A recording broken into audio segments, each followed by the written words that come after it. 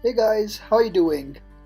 All the students who wish to study in Canada, this video is for you. In this video, I will tell you a step-by-step process to study in your dream country. Canada's education is famous for its world-class standards, and studying in Canada is definitely a dream come true. So in this video, you will get to know the step-by-step process to study in your dream country. As getting a Canadian PR is getting increasingly difficult, immigrating to Canada after getting a study permit is probably the easiest way to settle down here. So if you're interested, don't go anywhere, I'll be right back.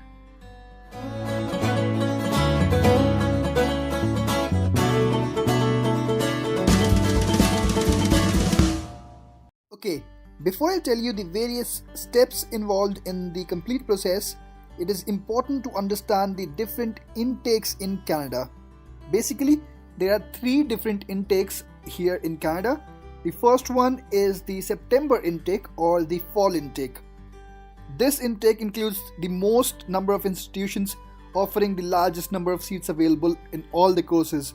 You can say September intake is the main intake. Second intake starts few months after September in January, and it is called the January or the winter intake. This intake can be considered as a continuation of the fall intake.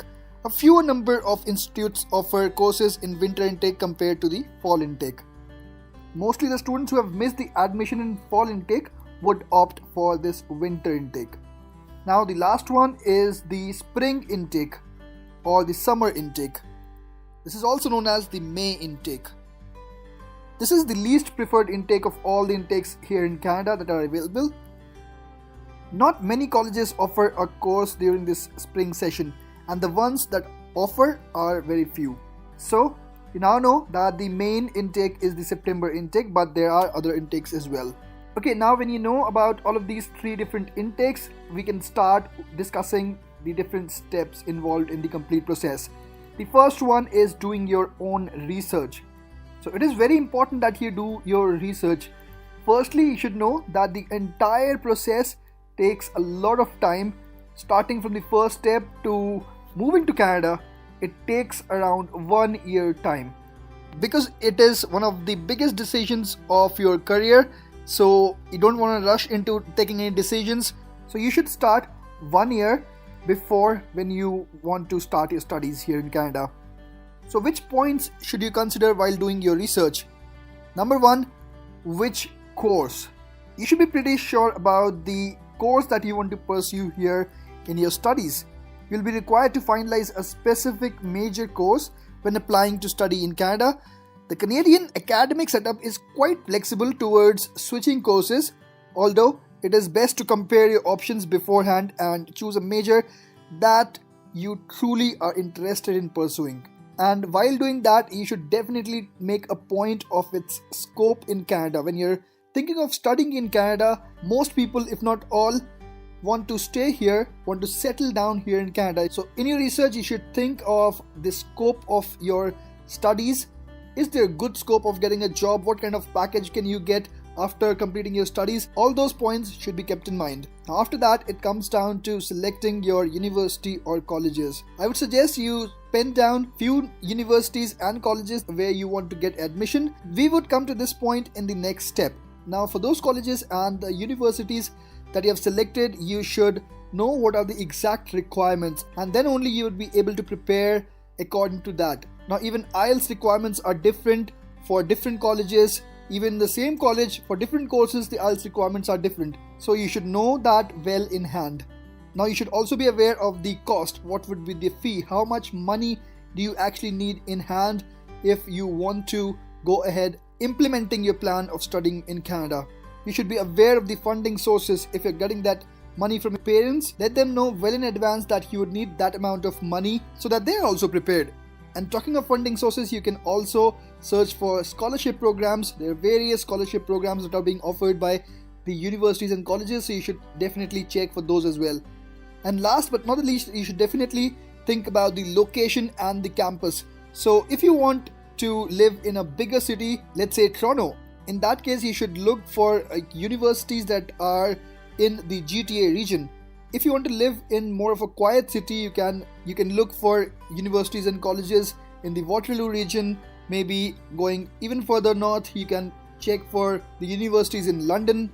And that I'm talking about just finding a college or a university while you are around the GTA region, the Greater Toronto area. So basically these are all the points that you should have in mind, that you should be pretty clear about in your research. Now let's talk about the second step. Okay, the next step is your language proficiency test. You must have heard about it, about the IELTS test. Not just IELTS, there are other tests as well. We'll talk about it. Now, while doing your research in the first step, you would get to know what are the exact requirements of the universities, of the colleges, and of the courses. It does differ from one college to the other and from one course in that same college to the other course. So basically the language test can be taken either for English or for French. For English, we do have options. The first option is the most popular one, is the IELTS test. You have to go for the IELTS Academic, not the IELTS General. Remember, IELTS Academic is for studying and IELTS General is for immigration purpose if you want to get the PR. Okay, now next is TOEFL, which is also very famous. The other one is Cambridge English Advanced Test. Out of these three tests, IELTS is the most common and the most popular one. Apart from English test, you can also go for French tests like TEF, TCF, DALF or DELF. Okay, now talking of the criteria, you would see that most of the colleges and the universities actually ask for minimum of 6 bands of IELTS with no band less than 5.5, a TOEFL score of around 80, and the general criteria is 6.5 in IELTS with no band less than 6.0. Similarly, 88 score in TOEFL. So you have 4 different bands: listening, reading, speaking and writing. So for the general criteria, in all those 4 you should not get less than 6. But as I told you, it does differ from one university to the other, from one college to the other. So you should definitely look for the exact requirement so that you have a goal clear in your mind that this is your requirement and this is what you have to get. If you could not achieve your goal in the first test, you can go for the other tests. There's no number limit, and the fees for IELTS Academics is around 13 to 14,000 rupees in India. If you want to go for IELTS, you can either go through IDP India or you can also go for British Council. However, if you're living in any other country, you can definitely check the organizations and the fees and the dates accordingly. Okay, moving on to the third step, which is getting your acceptance letter.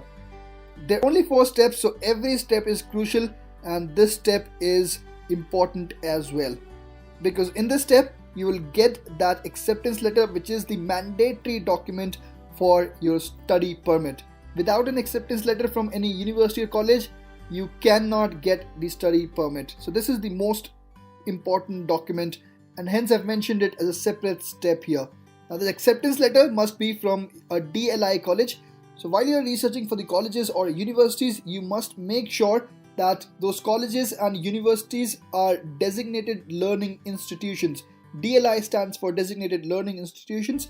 If the college or the university is a designated learning institution, it would be mentioned very clearly on their website. Now the acceptance letter must state the program of study, including the start and the end dates. Now talking of applying to colleges or universities, I told in the first step that I will talk about it later, and so let's discuss it now. So how many colleges you should choose and how you should actually aim those colleges or universities. So you should not choose only one college and just think that you would get the acceptance letter from that college. Don't assume things. So to be on the safer side, select few colleges or universities. The first type should be from those dream colleges or universities where you actually dream to study, but getting admission in all the colleges and universities is not easy. So the second list or the plan B should be those colleges, and you know that the institution is really good. You would also get admission with your academic scores in that college pretty easily. So make a plan A and a plan B. And while doing your research in the step 1, you would see that there are specific requirements for each colleges. So you should have the list of documents. There would be a fee for it. There could be a fee of around $100 or $200. So you just can't go on applying to each and every college, because obviously there's a fee and you should be very serious about it. You just can't waste your money like that. So which all documents would be required? So there would be a completed application form. You could get that form from the website or maybe through an email if you contact that college or the university. Then you would need to have an essay or a writing sample. Then you would need to have a statement of purpose, which is also very important. Obviously you need to include your language proficiency test report in that as well. You need to have a letter from the bank stating that the funds are available for study. You need to have an affidavit for financial support, maybe signed from your parents. You should have a transcript. Now this is very important. Please remember, getting a transcript is very important. So while doing register, because these are all parallel activities, you can actually plan of getting a transcript from your college. So these are all the required documents, and once you apply to those colleges, hopefully you could get the acceptance letter from any one of them. Then you can move on to the fourth step. Okay, now coming over to the last point, fourth point, study visa application. So of course you need to apply the study visa or the study permit to come to Canada. You've got the acceptance letter, but that acceptance letter was for the sake of getting the study visa, and you can apply that online or you can apply that through your VFS office in your city. Okay, now the documents which are required. First of all, the acceptance letter. As I told you, it was the most important document. Then of course your passport, affidavit of your financial support, PCC, which is your police clearance certificate, and your medical test report. So you need to get your medical test done as well. So all of these documents are required. There may be a couple of other documents as well, but you will get to know as and when you apply that study permit. There is a fee for that study permit as well, and that is $150. However, the processing time differs a lot from one country to the other. The processing time can differ from 3 weeks to 12 weeks. Now you might say that it's a big time range. Yes, definitely it is. However, 3 weeks is for the new program which was launched in 2018. It is called as SDS. If you want to know more about it, I made a separate video about it in detail. You can check it out. If you're in India, you can definitely apply through the SDS program and get your study permit in just 3 weeks time. Also, if you want to know about the effect of coronavirus or COVID-19 pandemic, you can find the link of that video in the description box below. Right, so once you're done with your study permit, after that it comes down to traveling. Now you have to plan your travel, because planning your travel is also very crucial. You should come to Canada 1 to 2 weeks before your session actually starts, because you have to manage your accommodation. If you're landing in winter season, then climate also plays a very crucial role. So that's it. That is the complete process to achieve your Canadian dream.